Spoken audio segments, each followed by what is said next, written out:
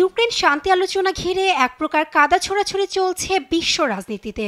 সম্প্রতি ট্রাম্প জেলেনস্কির পাল্টাপাল্টি মন্তব্য ঘিরে উত্তেজনা চরমে যুক্তরাষ্ট্র ইউক্রেন সম্পর্কে। এমন সময় জেলেনস্কিকে নির্বাচনবিহীন স্বৈরাচার আখ্যা দিয়ে দ্বন্দ্বকে আরও উস্কে দিলেন মার্কিন প্রেসিডেন্ট ডোনাল্ড ট্রাম্প। বুধবার ট্রুথ সোশ্যাল প্ল্যাটফর্মে জেলেনস্কিকে কৌতুক অভিনেতা হিসেবে আখ্যা দেন ট্রাম্প।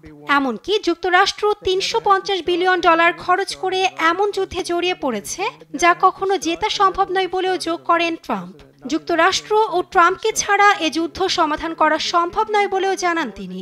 সেই সঙ্গে বলেন, শান্তি নিশ্চিতে জেলেনস্কিকে দ্রুত পদক্ষেপ নিতে হবে, অন্যথায় তার দেশ হারানোর ঝুঁকি নিতে হবে বলেও সতর্ক করেন। একই দিন ফ্লোরিডার এক সম্মেলনে যেও জেলেনস্কিকে কটাক্ষ করতে বাদ রাখেননি মার্কিন প্রেসিডেন্ট। জেলেনস্কি সমালোচনা করে বলেন, ইউক্রেনীয় নেতা খুবই খারাপ কাজ করেছেন। তিনি চাইলে সৌদি আরবে রাশিয়ার সঙ্গে আলোচনায় বসতে পারতেন। সেই সঙ্গে বাইডেনের সমালোচনা করে বলেন, তিনি কখনো ইউরোপে শান্তি আনার চেষ্টা করেননি। জেলেনস্কি সম্ভবত যুদ্ধ চালিয়ে যেতে চান। তিনি খুব বিরক্ত যে তাকে আমন্ত্রণ জানানো হয়নি। তিনি চাইলে আসতে পারতেন। তিনি 3 বছর ধরে কাজ করছেন। এ যুদ্ধ বন্ধ করার জন্য কখনো কোনো বৈঠক বা ফোন কল হয়নি। এটি একটি ভয়াবহ বিষয়। এ সময় ইউক্রেনকে ভালোবাসার কথাও জানান ট্রাম্প। বলেন, যুদ্ধের অবসানের জন্য উভয় পক্ষের সঙ্গে কথা বলতে হবে।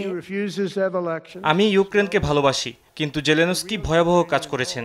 তার দেশ ভেঙে পড়েছে ও লক্ষ লক্ষ মানুষ অকারণে মারা গেছে। উভয় পক্ষের সাথে কথা না বললে যুদ্ধের অবসান ঘটানো যাবে না। এদিকে বুধবার রাতে জেলেনস্কি জানান, তার দেশ ঐক্য, সাহস ও আমেরিকার বাস্তববাদের উপর নির্ভর করে আছে।